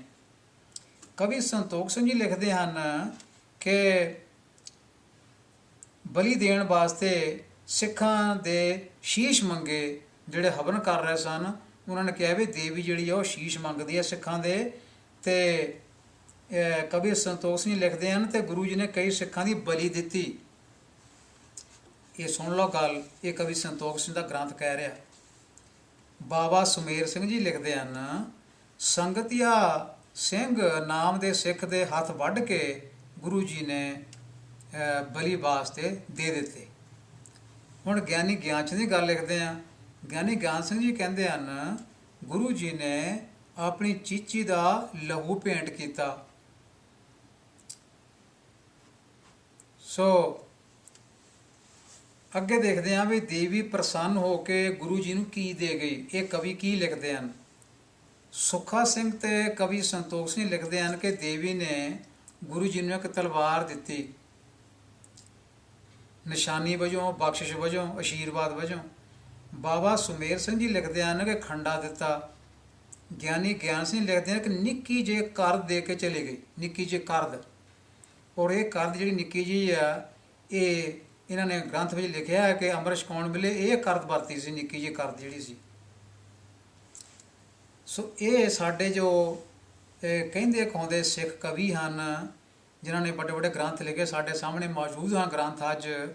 ਇਹ ਕਵੀਆਂ ਨੇ ਗੁਰੂ ਗੋਬਿੰਦ ਸਿੰਘ ਪਾਤਸ਼ਾਹ ਜੀ ਨੂੰ ਇਸ ਤਰ੍ਹਾਂ ਪੇਸ਼ ਕੀਤਾ ਹੈ ਕਿ ਦੇਵੀ ਦੇ ਪੁਜਾਰੀ ਸਨ। ਵਾਰਤਾ ਵਿੱਚ ਕੀ ਲਿਖਿਆ ਹੈ, ਦੇਵੀ ਪ੍ਰਗਟ ਨਾ ਹੋਣ ਤੇ ਜਿਹੜੀ ਸਾਨੂੰ ਵਾਰਤਕ ਲਿਖਤਾਂ ਮਿਲਦੀਆਂ ਹਨ, ਉਹਨਾਂ ਵਿੱਚ ਲਿਖਿਆ ਮਿਲਦਾ ਹੈ ਕਿ ਦੇਵੀ ਪ੍ਰਗਟ ਕੋਈ ਨਹੀਂ ਹੋਈ। ਜਦੋਂ ਦੇਵੀ ਪ੍ਰਗਟ ਨਹੀਂ ਹੋਈ ਤਾਂ ਗੁਰੂ ਜੀ ਨੇ ਸਾਰੀ ਸਮੱਗਰੀ ਅੱਗ ਵਿੱਚ ਸੁੱਟ ਦਿੱਤੀ। ਇੱਕ ਲਾਟ ਨਿਕਲੀ ਤੇ ਗੁਰੂ ਜੀ ਨੇ ਤਲਵਾਰ ਕੱਢੀ ਤੇ ਕਿਹਾ ਕਿ ਇਹ ਤਲਵਾਰ ਜਿਹੜੀ ਹੈ ਇਹ ਭਵਾਨੀ ਹੈ, ਇਹ ਦੇਵੀ ਹੈ। ਇਹ ਗੱਲ ਜੋ ਵਾਰਤਾ ਵਿੱਚ ਲਿਖਤਾਂ ਮਿਲਦੀਆਂ ਹਨ, ਉਹਨਾਂ ਵਿੱਚੋਂ ਇਹ ਗੱਲ ਲਿਖੀ ਮਿਲਦੀ ਹੈ। ਕਵੀ ਸੈਨਾਪਤੀ, ਹੁਣ ਗੱਲ ਕਰਦੇ ਹਾਂ ਕੁਝ ਉਹਨਾਂ ਚੰਦ ਇੱਕ ਲਿਖਾਰੀਆਂ ਦੀ ਜਿਹੜੇ ਗੁਰੂ ਜੀ ਦੇ ਸਮਕਾਲੀ ਸਨ। ਉਹਨਾਂ ਦੀ ਲਿਖਤਾਂ ਕੀ ਬੋਲਦੀਆਂ ਹਨ, ਤੇ ਉਹਨਾਂ ਤੋਂ ਜੋ ਬਾਅਦ ਦੀਆਂ ਲਿਖਤਾਂ, ਉਹ ਉਹਨਾਂ ਨੇ ਗੁਰੂ ਗੋਬਿੰਦ ਸਿੰਘ ਪਾਤਸ਼ਾਹ ਨੂੰ ਕਿਵੇਂ ਦੇਵੀ ਦਾ ਪੁਜਾਰੀ ਬਣਾਉਣ ਦੀ ਕੋਸ਼ਿਸ਼ ਕੀਤੀ ਹੈ ਆਪ ਜੀ ਦੇ ਸਾਹਮਣੇ। ਕਵੀ ਸੈਨਾਪਤੀ ਲਿਖਦੇ ਹਨ, ਸ਼੍ਰੀ ਗੁਰੂ ਸ਼ੋਭਾ ਨਾਂ ਦੀ ਪੁਸਤਕ ਲਿਖੀ ਇਹਨਾਂ ਨੇ, 1701 ਵਿੱਚ ਸ਼ੁਰੂ ਕੀਤੀ ਤੇ 1708 ਤੋਂ ਪਿੱਛੋਂ ਇਹਨਾਂ ਨੇ ਇਸ ਨੂੰ ਖਤਮ ਕੀਤਾ ਹੈ। ਇਸ ਦਾ ਭਾਵ ਹੈ ਕਿ ਇਹ ਪੁਸਤਕ ਉਸ ਸਮੇਂ ਲਿਖੀ ਜਾ ਰਹੀ ਜਦੋਂ ਕਿ ਬਾਕੀ ਲਿਖਾਰੀ ਲਿਖਦੇ ਹਨ ਕਿ ਗੁਰੂ ਜੀ ਦੇਵੀ ਦੀ ਕਿਤੇ ਪੂਜਾ ਕਰ ਰਹੇ ਹਨ, ਦੇਵੀ ਨੂੰ ਪ੍ਰਗਟ ਕਰ ਰਹੇ ਹਨ, ਉਸ ਸਮੇਂ ਦੀ ਇਹ ਲਿਖਦਾ ਹੈ। ਇਸ ਕਵੀ ਸੈਨਾਪਤੀ ਨੇ ਕਿਤੇ ਵੀ ਦੇਵੀ ਪੂਜਾ ਦੀ ਕੋਈ ਗੱਲ ਨਹੀਂ ਲਿਖੀ, ਭਾਵੇਂ ਬਾਕੀ ਕਵੀ ਨੇ ਕਿਹਾ ਵੀ ਦੇਵੀ ਪੂਜਾ ਉਸ ਵੇਲੇ ਹੋ ਰਹੀ ਸੀ। ਇਹ ਕਵੀ ਹੋ ਰਹੇ ਹਨ ਮੁਨਸ਼ੀ ਸੁਜਾਨ ਰਾਏ ਜੀ, ਲਿਖਾਰੀ ਹੋਏ ਹਨ। ਉਹਨਾਂ ਨੇ ਸੰਖੇਪ ਜੀਵਨ ਲਿਖਿਆ। ਪਾਤਸ਼ਾਹ 10 ਤੋਂ 1 ਤੋਂ 10ਵੀਂ ਤੱਕ ਮੁਨਸ਼ੀ ਸੁਜਾਨ ਰਾਏ ਇਹ ਲਿਖਾਰੀ ਹੋਏ ਹਨ। ਇਹਨਾਂ ਨੇ 1695 ਈਸਵੀ ਤੋਂ ਇਹ ਜੀਵਨ ਲਿਖਣਾ ਸ਼ੁਰੂ ਕੀਤਾ ਤੇ 1698 ਈਸਵੀ ਤੱਕ ਦਾ ਸਮਾਂ ਜਿਹੜਾ ਸੀ ਉਹ ਇਹਨਾਂ ਨੇ ਕਵਰ ਕੀਤਾ ਆਪਣੇ ਇਸ ਗ੍ਰੰਥ ਵਿੱਚ। ਤਾਂ ਇਹਨਾਂ ਨੇ ਵੀ ਕਿਤੇ ਵੀ ਦੇਵੀ ਪੂਜਾ ਦਾ ਕਿਤੇ ਵੀ ਜ਼ਿਕਰ ਨਹੀਂ ਕੀਤਾ। ਇਸੇ ਤਰ੍ਹਾਂ ਮੋਹਸਨ ਫਾਨੀ ਦਬਿਸਤਾਨ ਮਜ਼ਾਹਬ ਜਿਹਨੇ ਪੁਸਤਕ ਲਿਖੀ ਹੈ, ਉਹ ਸਮਕਾਲੀ ਸਨ ਪਾਤਸ਼ਾਹੀ 6ਵੀਂ ਦੇ। ਸੋ ਦੇਵੀ ਦੀ ਮੂਰਤੀ ਦਾ ਨੱਕ ਵੱਢਣ ਦੀ ਕਹਾਣੀ ਇਸ ਕਵੀ ਨੇ ਮੋਹਸਨ ਫਾਨੀ ਨੇ ਲਿਖੀ ਹੈ, ਭਾਈ ਫੇਰਵੀ ਦੀ ਸਾਖੀ ਦੇ ਤੌਰ ਦੇ ਉੱਤੇ। ਇਹਦੇ ਵਿੱਚ ਵੀ ਇੱਥੋਂ ਪਤਾ ਲੱਗਦਾ ਹੈ ਕਿ ਕੋਈ ਦੇਵੀ ਦੀ ਪੂਜਾ ਨਹੀਂ ਹੋਈ। ਮੁਨਸ਼ੀ ਗੁਲਾਮ ਮੁਹਯੁਦੀਨ ਇਹ ਲਿਖਦਾ ਹੈ, ਵਾਹ ਸਿਵਾਏ ਅਜ਼ ਗੁਰੂ ਨਾਨਕ ਵਾਹ ਖਿਲਫਾਏ ਊ ਬਾ ਦੀਗਰ ਅਜ਼ ਸੁਨਾ ਵੇਦ ਹਕੂਦ ਮਸਲ ਰਾਮ ਕ੍ਰਿਸ਼ਨ ਵਾਹ ਬ੍ਰਹਮਾ ਵਾਹ ਦੇਵੀ ਇਹਤਕਾਦ ਨਾ ਨਮਾਯੰਦ, ਇਸ ਦਾ ਭਾਵ ਹੈ 10 ਗੁਰੂਆਂ ਤੋਂ ਬਿਨਾਂ ਕਿਸੇ ਰਾਮ, ਕ੍ਰਿਸ਼ਨ, ਬ੍ਰਹਮਾ ਜਾਂ ਦੇਵੀ ਵਿੱਚ ਸਿੱਖ ਸ਼ਰਧਾ ਨਹੀਂ ਰੱਖਦੇ। ਸੋ ਇਹ ਸਾਡੀਆਂ ਰਚਨਾਵਾਂ ਜਿਹੜੀਆਂ ਹਨ ਇਹ ਬਹੁਤ ਪੁਰਾਤਨ ਗੁਰੂ ਸਾਹਿਬ ਦੇ ਸਮੇਂ ਦੀਆਂ ਹਨ। ਅਤੇ ਇਹ ਜੋ 4 ਰਚਨਾਵਾਂ ਪਹਿਲਾਂ 4 ਕਵੀਆਂ ਦੇ ਬਾਰੇ ਜਾਣਕਾਰੀ ਲਈ ਹੈ, ਉਹਨਾਂ ਦੀਆਂ ਜੋ ਰਚਨਾਵਾਂ ਜਿਹੜੀਆਂ ਹਨ ਉਹ ਬਾਅਦ ਦੀਆਂ ਹਨ, ਜਿਹੜੀਆਂ ਸਿੱਖੀ ਨੂੰ ਹਿੰਦੂ ਵਿਚਾਰਧਾਰਾ ਵਿੱਚ ਲਪੇਟਣ ਵਾਸਤੇ ਉਹ ਇੱਕ ਤਰ੍ਹਾਂ ਕਹਿ ਸਕਦੇ ਹਾਂ ਲਿਖੀਆਂ ਗਈਆਂ ਹਨ। ਅਤੇ ਗੁਰੂ ਜੀ ਤੋਂ ਉਹਨਾਂ ਨੇ ਦੇਵੀ ਦੀ ਪੂਜਾ ਕਰਾਈ ਹੈ। ਗ੍ਰੰਥ ਆਪਣੇ ਸਾਹਮਣੇ ਪਏ ਹਨ। ਇੱਕ ਸਮਾਂ ਐਸਾ ਵੀ ਆਇਆ ਜਦੋਂ ਸ਼੍ਰੀ ਹਰਿਮੰਦਰ ਸਾਹਿਬ ਦੀ ਪਰਿਕਰਮਾ ਵਿੱਚ ਅੰਮ੍ਰਿਤਸਰ ਹਿੰਦੂ ਮਤ ਦੇ ਦੇਵੀ ਦੇਵਤਿਆਂ ਦੇ ਬੁੱਤ ਖੜ੍ਹੇ ਕੀਤੇ ਗਏ ਸਨ। ਪ੍ਰਚਾਰ ਵੀ ਹੋ ਰਿਹਾ ਸੀ ਅੰਦਰ, ਅਤੇ ਬਾਹਰ ਪਰਿਕਰਮਾ ਵਿੱਚ ਬੁੱਤ ਵੀ ਖੜ੍ਹੇ ਕੀਤੇ ਗਏ। ਅੰਗਰੇਜ਼ਾਂ ਦੇ ਵੇਲੇ ਦੀ ਗੱਲ ਹੈ, ਜਿਨ੍ਹਾਂ ਨੂੰ ਚੁਕਾਉਣ ਵਿੱਚ ਭਾਈ ਕਾਹਨ ਸਿੰਘ ਨਾਭਾ ਨੇ ਬੜਾ ਯੋਗਦਾਨ ਪਾਇਆ ਅਤੇ ਹੋਰ ਸੱਜਣਾਂ ਨੇ। ਸੋ ਇਸ ਤੋਂ ਇਹ ਪਤਾ ਲੱਗਦਾ ਹੈ ਕਿ ਸਿੱਖੀ ਵਿਚਾਰਧਾਰਾ ਨੂੰ ਗੰਧਲਾ ਕਰਨ ਲਈ ਜਾਂ ਹਿੰਦੂ ਮਤ ਵਿੱਚ ਮੁੜ ਕੇ ਫਿਰ ਜਜ਼ਬ ਕਰਨ ਵਾਸਤੇ ਇਹ ਯਤਨ ਬੰਦ ਨਹੀਂ ਹੋਏ। ਇਹ ਯਤਨ ਸ਼੍ਰੀ ਗੁਰੂ ਨਾਨਕ ਪਾਤਸ਼ਾਹ ਜਿਸ ਸਮੇਂ ਤੋਂ ਸ਼ੁਰੂ ਹੋ ਕੇ ਅੱਜ ਤੱਕ ਇਹ ਚੱਲਦੇ ਆ ਰਹੇ ਹਨ, ਹੁਣ ਇਹ ਬੜਾ ਭਿਆਨਕ ਰੂਪ ਧਾਰਨ ਕਰ ਚੁੱਕੇ ਹਨ। ਇਸ ਭਿਆਨਕ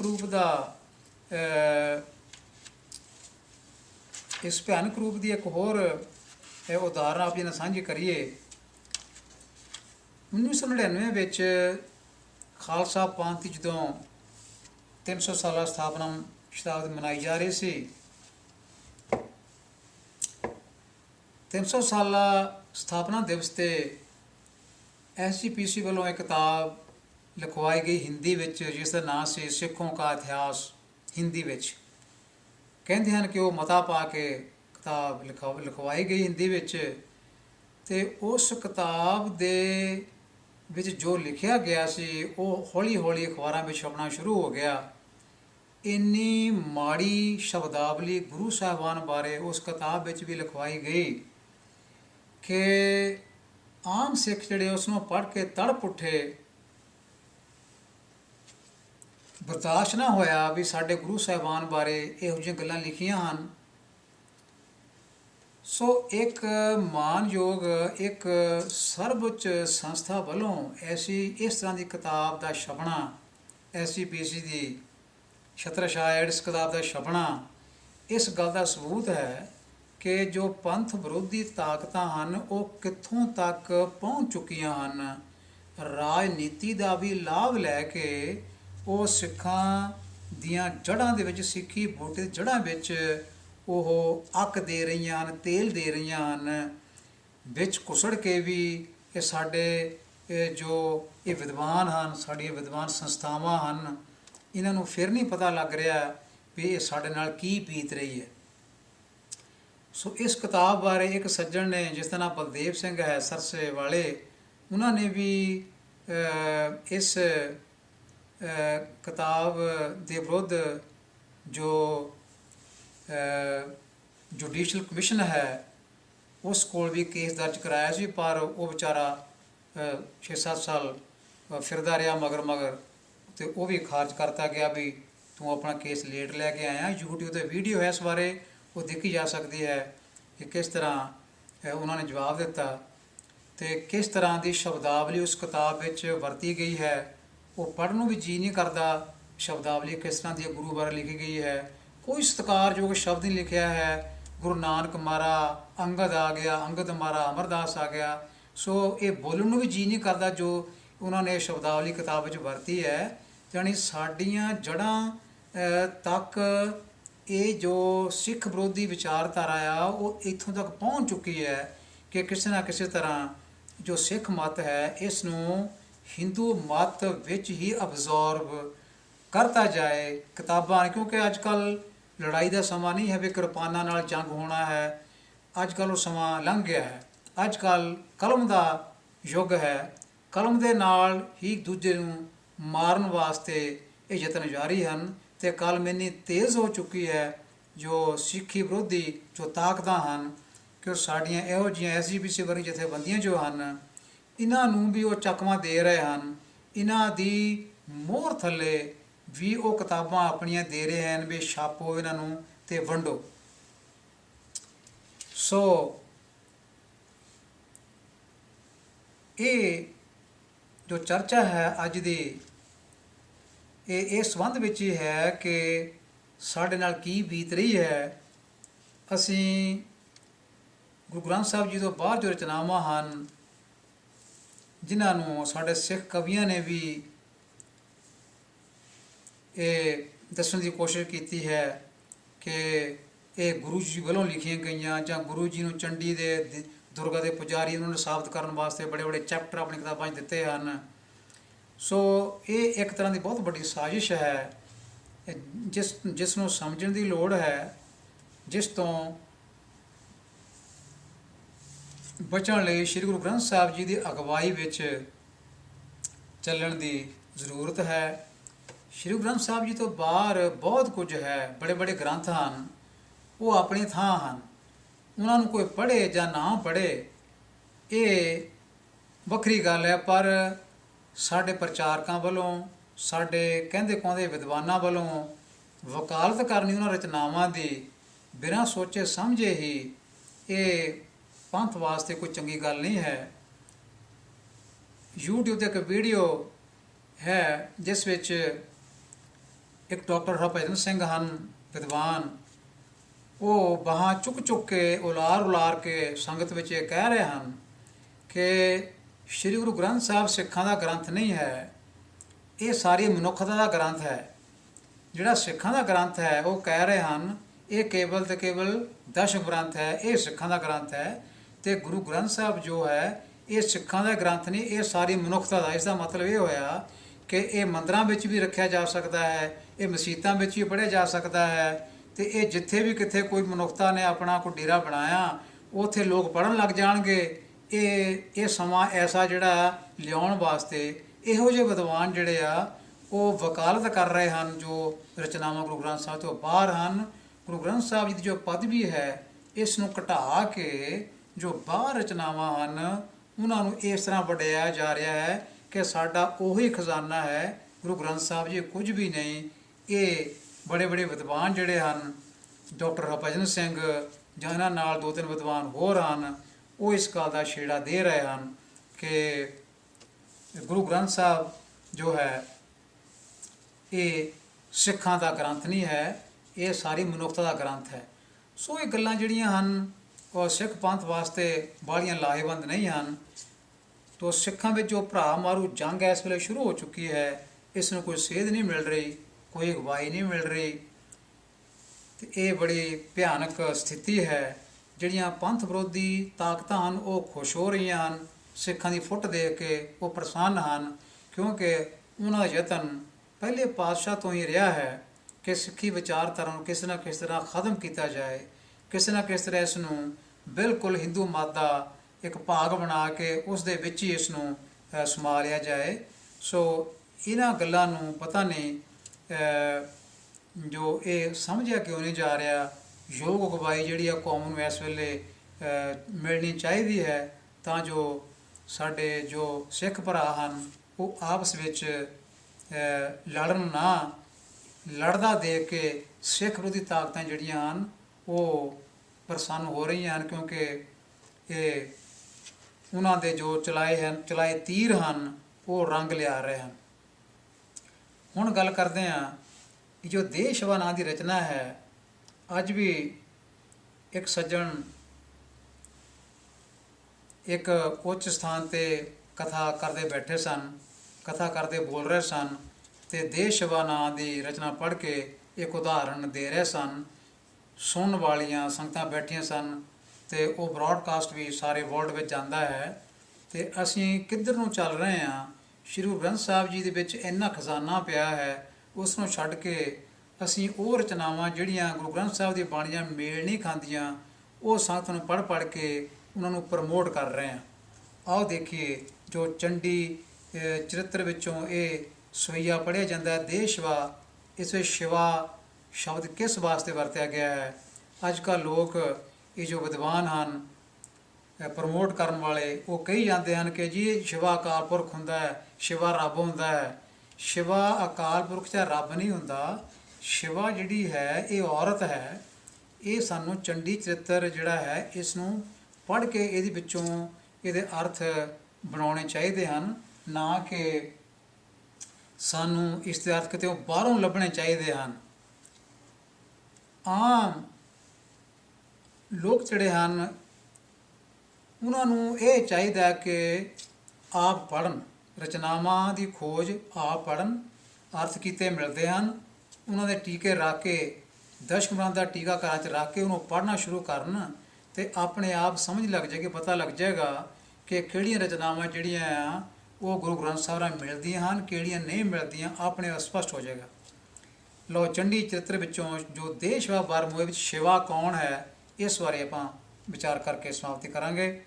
ਛੰਦ ਨੰਬਰ 9 ਚੰਡੀ ਚਰਿੱਤਰ ਦਾ, ਇਸ ਵਿੱਚ ਕਵੀ ਨੇ ਲਿਖਿਆ ਹੈ, ਤਿਨ ਦੇਖ ਲੁਕੇਸ਼ ਡਰਿਓ ਹੀ ਮੈਂ।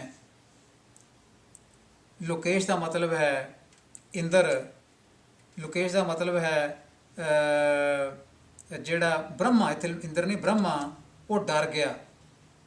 ਤਿੰਨ ਦੇਖ ਮੈਨੇ ਜਿਹੜੇ ਦੈਂਤ ਪੈਦਾ ਹੋਏ, ਉਹ ਦੈਂਤਾਂ ਨੂੰ ਦੇਖ ਕੇ ਡਰ ਗਿਆ। ਜਗ ਮਾਤ ਕੋ ਧਿਆਨ ਧਰਿਓ ਜੀ ਮੈਂ। ਉਸ ਬ੍ਰਹਮਾ ਨੇ ਵੀ ਆਪਣੇ ਮਨ ਵਿੱਚ ਸ਼ਿਵਾ ਦਾ ਧਿਆਨ ਧਰਿਆ, ਜਗ ਮਾਤ ਦਾ ਧਿਆਨ ਧਰਿਆ।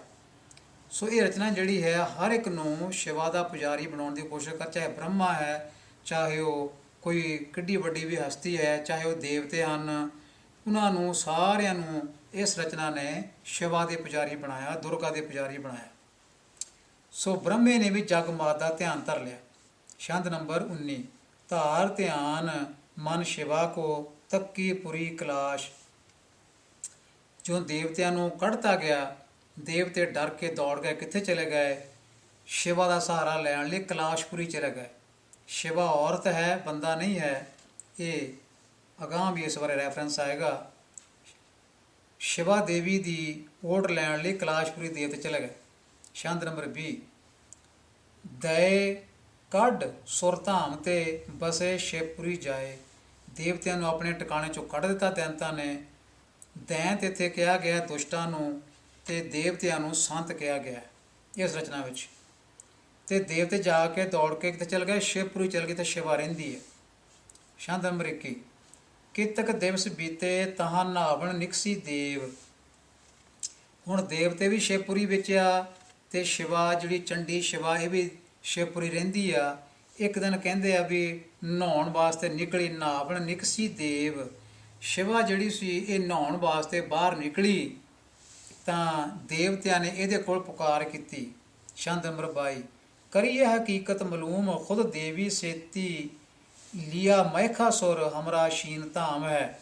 ਸੋ ਆਪਣੀ ਹਕੀਕਤ ਬਿਆਨ ਕੀਤੀ ਇਹਨਾਂ ਨੇ ਦੇਵੀ ਦੇ ਅੱਗੇ, ਕਿਉਂਕਿ ਨਹਾਉਣ ਵਾਸਤੇ ਨਿਕਸੀ ਲਿਖਿਆ, ਦੇਵੀ ਨਿਕਲੀ ਹੈ, ਦੇਵੀ ਸ਼ਿਵਾ ਆ। ਅਤੇ ਦੇਵਾ ਇਹਨਾਂ ਨੇ ਕਿਹਾ ਵੀ ਹੈ ਕਿ ਦੇਵੀ ਅੱਗੇ ਜਿਹੜੀ ਨਹਾਉਣ ਨਿਕਲੀ ਸੀ ਉਹਦੇ ਅੱਗੇ ਇਹਨਾਂ ਨੇ ਆਪਣੀ ਅਰਦਾਸ ਕੀਤੀ ਦੇਵਤਿਆਂ ਨੇ। ਛੰਦ ਨੰਬਰ 48 ਮਨ ਤੇ ਤਨ ਤੇਜ ਚੱਲਿਓ ਜਗ ਮਾਤ ਕੋ ਦਾਮਨੀ ਜਾਨ ਚੱਲੋ ਘਨ ਮੈਂ। ਇੱਥੇ ਕਵੀ ਨੇ ਸ਼ਿਵਾ ਨੂੰ ਜਗ ਮਾਤ ਕਰਕੇ, ਜਗਤ ਦੀ ਮਾਂ ਕਰਕੇ ਲਿਖਿਆ। ਛੰਦ ਨੰਬਰ 50 ਜਗ ਮਾਤ ਪ੍ਰਤਾਪ ਹਨੇ ਸੁਰਤਾਪ ਸੋ ਦਾਨਵ ਸੈਨ ਗਏ ਜਮ ਕੈ। ਇਹਦੇ ਵਿੱਚ ਵੀ ਸ਼ਿਵਾ ਨੂੰ ਜਗ ਮਾਤ ਲਿਖਿਆ। ਛੰਦ ਨੰਬਰ 86 ਬਧੂ ਏਕ ਬਨ ਮੈਂ ਬਸੈ ਤਿਹ ਤੁਮ ਬਰੋ ਪ੍ਰਵੀਨ। ਇਹ ਸ਼ਿਵਾ ਬਾਰੇ ਲਿਖਿਆ ਹੈ। ਇੱਕ ਦੈਂਤ ਦੇਖਣ ਗਿਆ ਸੀ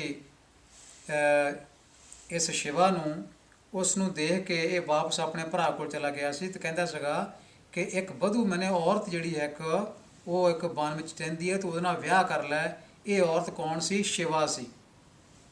ਛੰਦ ਨੰਬਰ 98 ਵਿੱਚ ਕਵੀ ਨੇ ਫਿਰ ਸਿੱਧਾ ਚੰਡੀ ਨੂੰ ਸ਼ਿਵਾ ਕਿਹਾ, ਧਾਏ ਗਦਾ ਗਹਿ ਫੋਰ ਕੈ ਫੌਜੋ ਘਾਓ ਸ਼ਿਵਾ ਸਿਰ ਦੈਂਤ ਕੋ ਮਾਰਿਓ।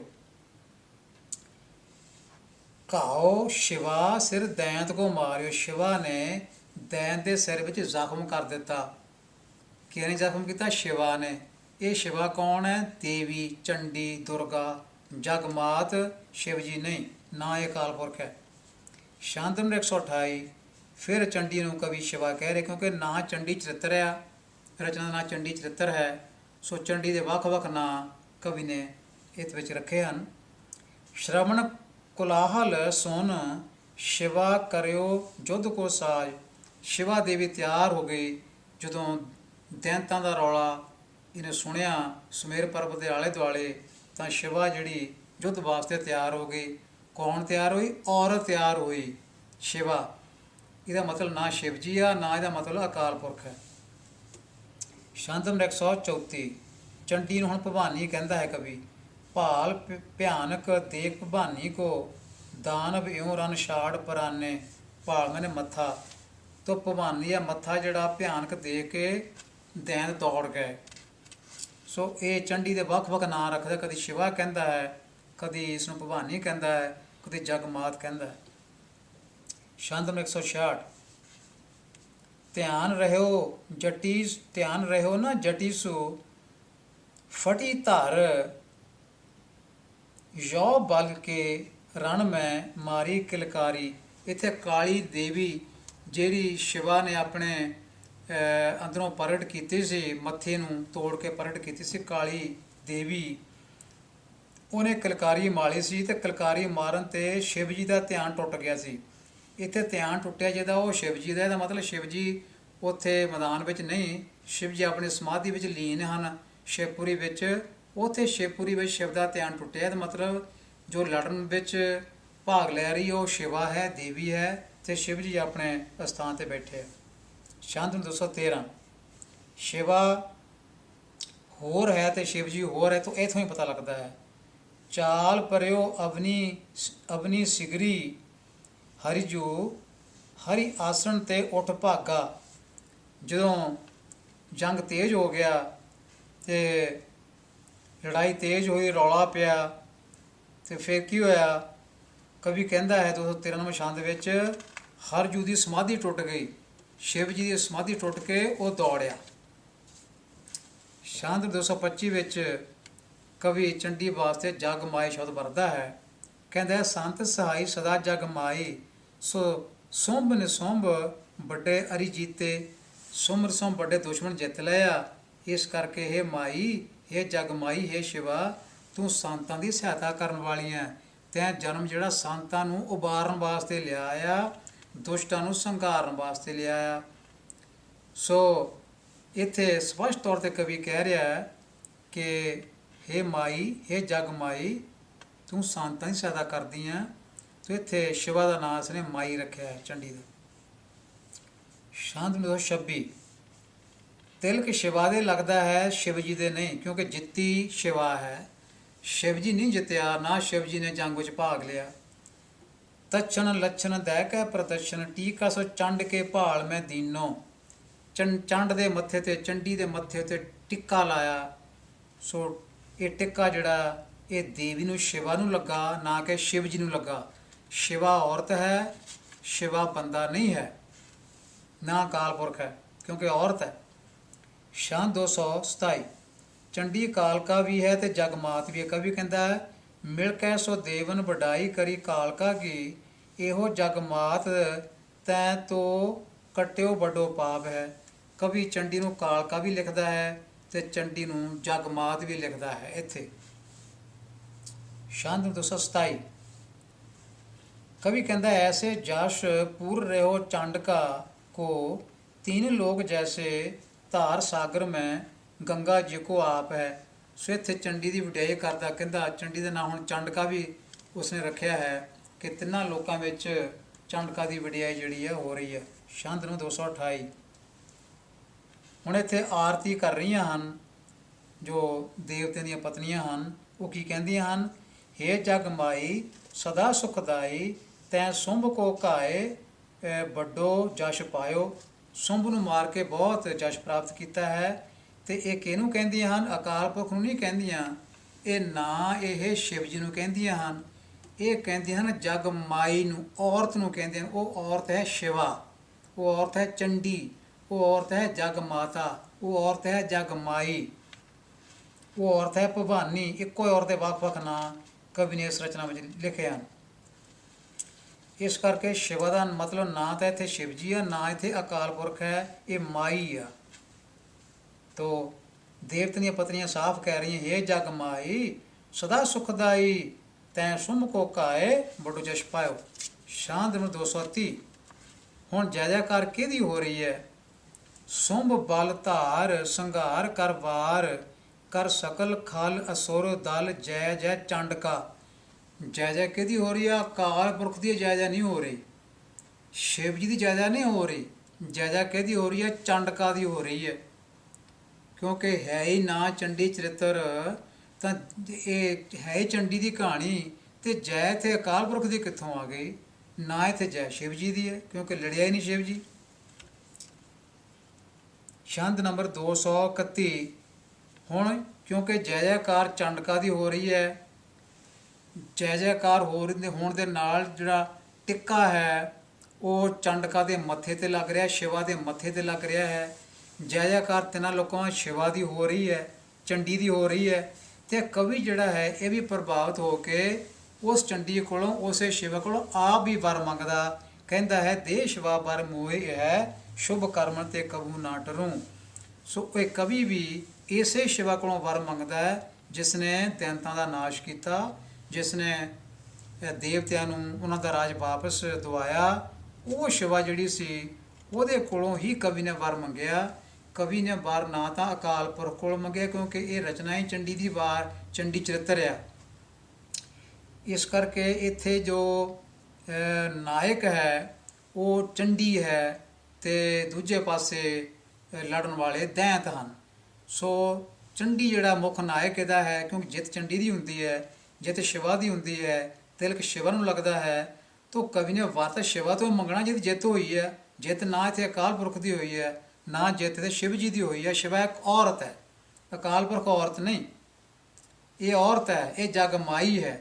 ਇਸ ਕਰਕੇ ਸ਼ਿਵਾ ਦਾ ਅਰਥ ਕਰਨਾ ਵੀ ਇਹ ਅਕਾਲ ਪੁਰਖ ਕੋਲੋਂ ਗੁਰੂ ਜੀ ਨੇ ਵਰ ਮੰਗਿਆ, ਇਹ ਗੁਰੂ ਜੀ ਦੇ ਨਾਂ 'ਤੇ ਰਚਨਾ ਜੋੜਨੀ, ਤੇ ਸ਼ਿਵਾ ਦਾ ਅਰਥ ਅਕਾਲ ਪੁਰਖ ਕਰਨਾ, ਇਹ ਸਾਡੇ ਵਿਦਵਾਨਾਂ ਦੇ ਸਮਝ ਵਿੱਚ ਪਤਾ ਨਹੀਂ ਕਿਉਂ ਨਹੀਂ ਆ ਰਿਹਾ।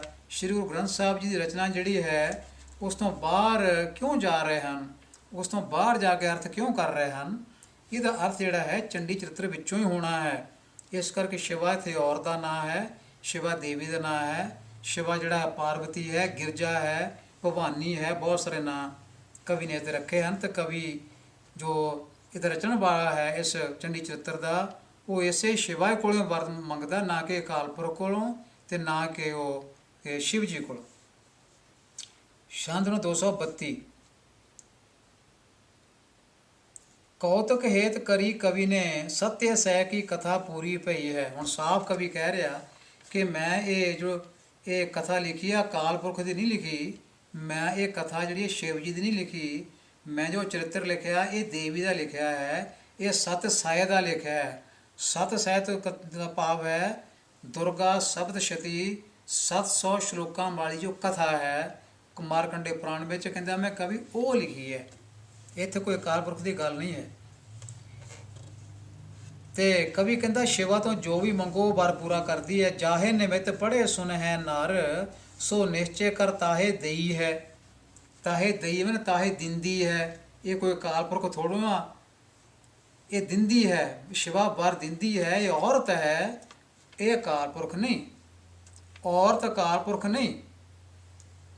ਇਸ ਕਰਕੇ ਇਹ ਔਰਤ ਹੈ, ਸ਼ਿਵਾ ਔਰਤ ਹੈ। ਕਵੀ ਨੇ ਜੋ ਵਰ ਮੰਗਿਆ ਔਰਤ ਕੋਲੋਂ ਮੰਗਿਆ, ਔਰਤ ਦਾ ਨਾਂ ਹੈ ਸ਼ਿਵਾ। ਇਹ ਕੈਲਾਸ਼ਪੁਰ ਤੇ ਰਹਿਣ ਵਾਲੀ ਹੈ, ਕੈਲਾਸ਼ਪੁਰੀ ਵਿੱਚ ਵਾਸਾ ਹੈ, ਸ਼ਿਵਪੁਰੀ 'ਚ ਰਹਿੰਦੀ ਹੈ। ਤਾਂ ਸਪਸ਼ਟ ਹੈਗਾ ਸ਼ਿਵ ਜੀ ਦੀ ਇਹ ਪਤਨੀ ਹੈ, ਪਾਰਵਤੀ ਹੈ, ਹੋਰ ਕੋਈ ਨਹੀਂ ਹੈ। ਤੇ ਉਹ ਕਵੀ ਉਹਦੀ ਵਡੇਅ ਕਰਦਾ ਕਹਿੰਦਾ ਹੈ ਕਿ ਜਿਹੜਾ ਵਰ ਮੰਗੋ ਉਸ ਤੋਂ ਇਹ ਵਰ ਦਿੰਦੀ ਹੈ। ਇਸ ਕਰਕੇ ਕਵੀ ਨੇ ਵੀ ਸ਼ਿਵਾ ਤੋਂ ਵਰ ਮੰਗਣ 'ਚ ਢਿੱਲ ਨਹੀਂ ਕੀਤੀ। ਛੰਦ ਨੂੰ 233। ਗ੍ਰੰਥ ਸਤ ਸਇਆ ਕੋ ਕਰਿਓ, ਜਾ ਸਮ ਅਬਰ ਨਾ ਕੋਏ। ਕਵੀ ਕਹਿੰਦਾ ਕਿ ਮੈਂ ਗ੍ਰੰਥ ਜਿਹੜਾ ਆ ਇਹ ਸਤ ਸਇਆ ਦਾ ਕੀਤਾ ਹੈ, ਭਾਵ 700 ਸ਼ਲੋਕਾਂ ਵਾਲੀ ਜੋ ਕਥਾ ਹੈ ਦੁਰਗਾ ਦੀ, ਦੁਰਗਾ ਸਪਤਸ਼ਤੀ ਦੀ, ਉਸ ਦਾ ਮੈਂ ਇਹ ਗ੍ਰੰਥ ਜਿਹੜਾ ਆ ਇਹ ਉਹ ਵਾਰਤਾ ਲਿਖ ਕੇ ਪੂਰਾ ਕੀਤਾ ਆ। ਪਰ ਇਹ ਗ੍ਰੰਥ ਇੱਦਾਂ ਦਾ ਹੈ ਚੰਡੀ ਚਰਿੱਤਰ ਜਿਹਦੇ ਬਰਾਬਰ ਆ ਦੁਨੀਆ 'ਚ ਹੋਰ ਗ੍ਰੰਥ ਹੀ ਕੋਈ ਨਹੀਂ। ਇਹ ਸਾਡੇ ਗੁਰੂ ਗ੍ਰੰਥ ਸਾਹਿਬ ਹਨ। ਇਹ ਤੋਂ ਵੀ ਕਵੀ ਉੱਪਰ ਟੱਪ ਗਿਆ ਕਿ ਦੁਨੀਆ 'ਚ ਇਹਦੇ ਉੱਪਰ ਕੋਈ ਚੰਡੀ ਚਰਿੱਤਰ ਨਾਂ ਦਾ ਕੋਈ ਗ੍ਰੰਥ ਉਹ ਦੁਨੀਆ 'ਚ ਹੈ ਹੀ ਕੋਈ ਨਹੀਂ। ਕਵੀ ਇਹ ਕਹਿ ਰਿਹਾ, ਗ੍ਰੰਥ ਸੱਤਿਆ ਸਹਿ ਕੋ ਕਰਿਓ ਜਾ ਸਮ ਅਵਰ ਨਾ ਕੋਏ। ਇਹਦੇ ਬਰਾਬਰ ਚੰਡੀ ਚਿੱਤਰ ਬਾਬਾ ਦਾ ਗ੍ਰੰਥ ਕੋਈ ਨਹੀਂ ਹੈ। ਸਾਡਾ ਗੁਰੂ ਗ੍ਰੰਥ ਸਾਹਿਬ ਕਿੱਥੇ ਗਿਆ? ਸਾਡਾ ਗੁਰੂ ਗ੍ਰੰਥ ਸਭ ਤੋਂ ਸ੍ਰੇਸ਼ਟ ਹੈ। ਇਹ ਦੁਨੀਆ ਵਿੱਚ ਸਭ ਤੋਂ ਸ੍ਰੇਸ਼ਟ ਹੈ, ਸਭ ਤੋਂ ਮਹਾਨ ਰਚਨਾ ਹੈ ਸਿੱਖਾਂ ਵਾਸਤੇ। ਤੇ ਇੱਥੇ ਕਵੀ ਕਹਿ ਰਿਹਾ ਕਿ ਇਹ ਚੰਡੀ ਚਰਿੱਤਰ ਜਿਹੜਾ ਇਹਦੇ ਬਰਾਬਰ ਦਾ ਗ੍ਰੰਥ ਹੀ ਕੋਈ ਹੋਰ ਨਹੀਂ ਹੈ। ਜਿਹੇ ਨਿਮਿਤ ਕਵੀ ਨੇ ਕਹਿਓ ਸੋ ਦੇ ਚੰਡ ਕਾ ਸੋਏ। ਸੋ ਜਿਸ ਨਿਮਿਤ ਵੀ ਜਿਸ ਵਾਸਤੇ ਵੀ ਕਵੀ ਨੇ ਕੋਈ ਗੱਲ ਕਹੀ, ਚੰਡ ਕਾ ਜਿਹੜੀ ਹੈ ਉਹ ਹੀ ਕਵੀ ਨੂੰ ਦਿੰਦੀ ਹੈ। ਸੋ ਇਹ ਜੋ ਦੇਹ ਸ਼ਿਵਾ ਦੀ ਰਚਨਾ ਹੈ, ਇਹਦੇ ਜੋ ਅੰਗਰੇਜ਼ੀ ਵਿੱਚ ਅਰਥ ਇਹਦਾ ਟ੍ਰਾਂਸਲੇਸ਼ਨ ਕੀਤਾ ਗਿਆ ਹੈ proud2be-sikh.com 'ਤੇ, ਉਹ ਇਸ ਤਰ੍ਹਾਂ ਹੈ, ਦੇਹ ਸ਼ਿਵਾ ਬਰ ਮੋਹਿ ਹੈ ਸ਼ੁਭ ਕਰਮਨ ਤੇ ਕਬੂ ਨਾ ਡਰੋਂ। O goddess grant me this that I may not hesitate from performing good actions। ਸੋ ਸਪਸ਼ਟ ਲਿਖਿਆ ਹੈ ਉੱਥੇ ਟ੍ਰਾਂਸਲੇਟ, ਓ ਗੋਡੈਸ। ਕਿਸੇ ਨੇ ਇਹ ਨਹੀਂ ਲਿਖਿਆ ਵੀ ਉਹ ਅਕਾਲ ਪੁਰਖ। ਅਕਾਲ ਪੁਰਖ ਭਾਵੇਂ ਕੋਈ 100 ਵਾਰ ਲਿਖੀ ਜਾਏ, ਇਹ ਰੋਂਗ ਹੈ। ਚੰਡੀ ਚਰਿੱਤਰ ਤੋਂ ਬਾਹਰ ਜਾ ਕੇ ਸ਼ਿਵਾ ਦੇ ਅਰਥ ਨਹੀਂ ਕੀਤੇ ਜਾ ਸਕਦੇ, ਇਹਦੇ ਵਿੱਚੋਂ ਕਰਨੇ ਪੈਣਗੇ। ਨਾ ਡਰੋ ਅਰਿਸੋਂ ਜਬ ਜਾਇਲ ਨਿਸ਼ਚੈ ਕਰ ਆਪਣੀ ਜੀਤ ਕਰੋ। I may not fear the enemy when I go to fight, and assuredly I may become victorious। और सिखों अपने ही मन को ये लालच हो गुणताओ उचरों।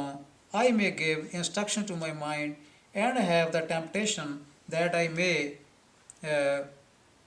ever utter the goddess praises। जब आपकी औद निदान बने अतिरण में तब जूझ मरों।